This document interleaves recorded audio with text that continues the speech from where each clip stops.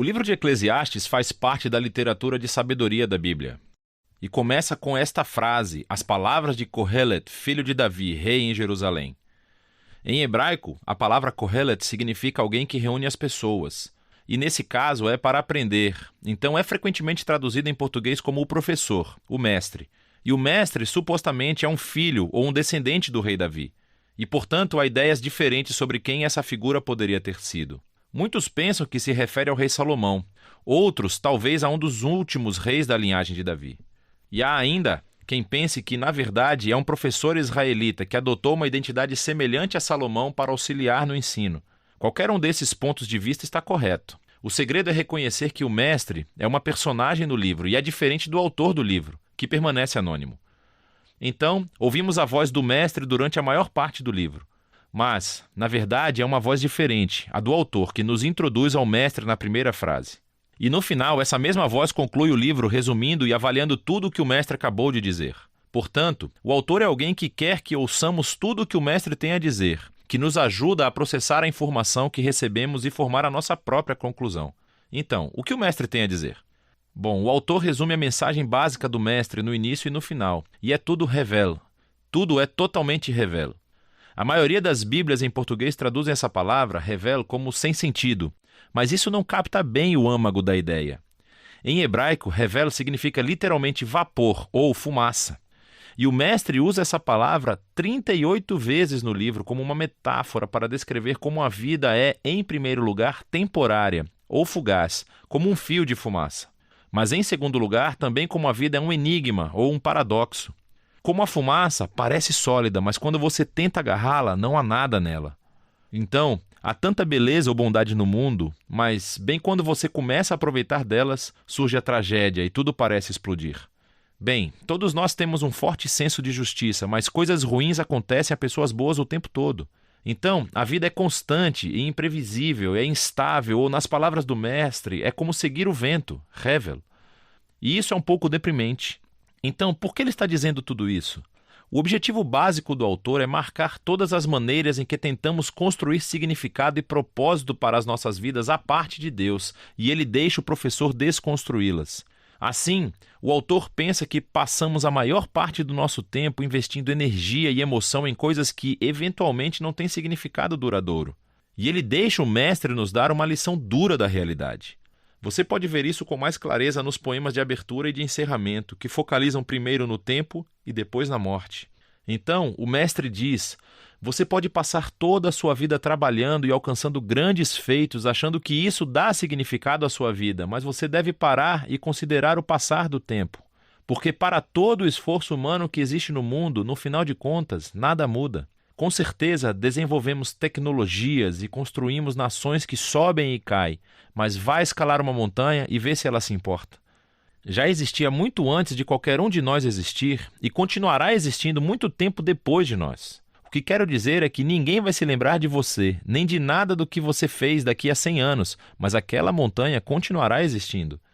E as ondas estarão quebrando na praia e o sol irá se levantar e se pôr. E assim o tempo acabará por apagar você e eu e tudo aquilo com que nos importamos. E se isso não é deprimente o suficiente, o mestre também não para de falar sobre a morte durante o livro inteiro, mas especialmente nesse poema perto do fim. Ele diz que a morte é o grande equalizador e torna inútil a maioria das nossas atividades diárias. A morte devora os sábios e os tolos, os ricos e os pobres. Não importa quem você é, o que você fez, seja algo bom ou ruim, todos vamos morrer, e isso é inevitável. Assim, com essas duas ideias em mãos, o mestre passa a considerar todas as falsas esperanças e as atividades onde investimos as nossas vidas para encontrar significância, como riqueza, carreira, status social ou prazer. Então, você acha que trabalhar duro fará a sua vida valer a pena? Pense no estresse e no preço que isso causa em você, toda a ansiedade e as noites sem dormir. E no momento em que você realmente ganhar alguma riqueza, você estará muito velho para aproveitá-la. E então, quando você tiver que repassar a sua riqueza para alguém, pode ser alguém que nem se importe com qualquer coisa que você fez. Ou talvez você pense que o prazer fará a vida valer a pena. Vá em frente, viva as suas férias, viva para as festas de fim de semana. Segunda-feira sempre chega. Revel, revel, tudo é totalmente revel. Então, o que o mestre defende é que nos tornemos hedonistas puros ou relativistas? Bem, isso seria maravilhoso. O mestre reconhece que as ideias dos provérbios, viver pela sabedoria e pelo temor ao Senhor, realmente têm vantagens. Em geral, a vida provavelmente será melhor para você. Mas veja que o problema é que mesmo vivendo pela sabedoria e pelo temor do Senhor, eles também são hevel porque não garantem uma vida boa. Pessoas boas morrem tragicamente, pessoas horríveis vivem muito e prosperam. Há muitas exceções e até mesmo a sabedoria é hevel. Mais uma vez, não quer dizer que é sem sentido, mas sim um enigma. A sabedoria não funciona da maneira que você acha que deveria funcionar o tempo todo. Então, qual é o caminho a seguir no meio de todo esse hevel? E aqui, paradoxalmente, o mestre descobre o segredo para desfrutar verdadeiramente da vida debaixo do sol. É aceitar o hevel. É reconhecer que tudo na vida está completamente fora do seu controle. Em cerca de 6 partes diferentes, em alguns dos momentos mais sombrios do seu monólogo, o mestre fala sobre o dom de Deus, que é o gozo das coisas simples e boas da vida, como a amizade ou família, uma boa refeição ou um dia ensolarado. Você não pode controlar essas coisas, certamente não são garantidas, mas essa é a beleza das coisas. Quando eu adoto uma postura de confiança total em Deus, eu experimento a liberdade para simplesmente aproveitar a minha vida como ela realmente é, não como eu acho que deveria ser. Porque até as minhas expectativas sobre o que a vida deveria ser são hevel, tudo sob o sol. E assim as palavras do mestre chegam ao fim.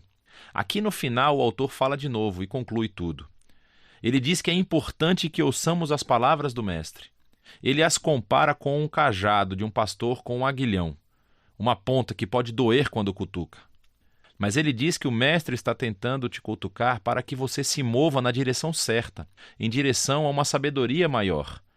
O autor então nos adverte que você pode realmente levar as palavras do professor longe demais, e poderia passar toda a sua vida enterrado em livros tentando responder aos enigmas essenciais da vida.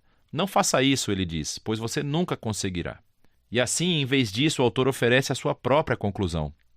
Tema a Deus e siga os seus mandamentos. Esse é o dever dos seres humanos, pois Deus irá julgar tudo aquilo que fazemos, toda coisa oculta, seja boa ou má. E assim, o autor acha que é bom deixar o mestre desafiar as suas falsas esperanças e lembra que o tempo e a morte fazem com que a maior parte da vida esteja completamente fora do seu alcance. Mas o que dá um verdadeiro significado à vida é a esperança do julgamento de Deus, a esperança de que um dia Deus irá limpar todo o conhecimento e trará a verdadeira justiça ao nosso mundo. E é essa esperança que deve alimentar uma vida de honestidade e integridade diante de Deus, apesar do fato de permanecer confuso com a maior parte dos mistérios da vida. E essa é a sabedoria do livro de Eclesiastes.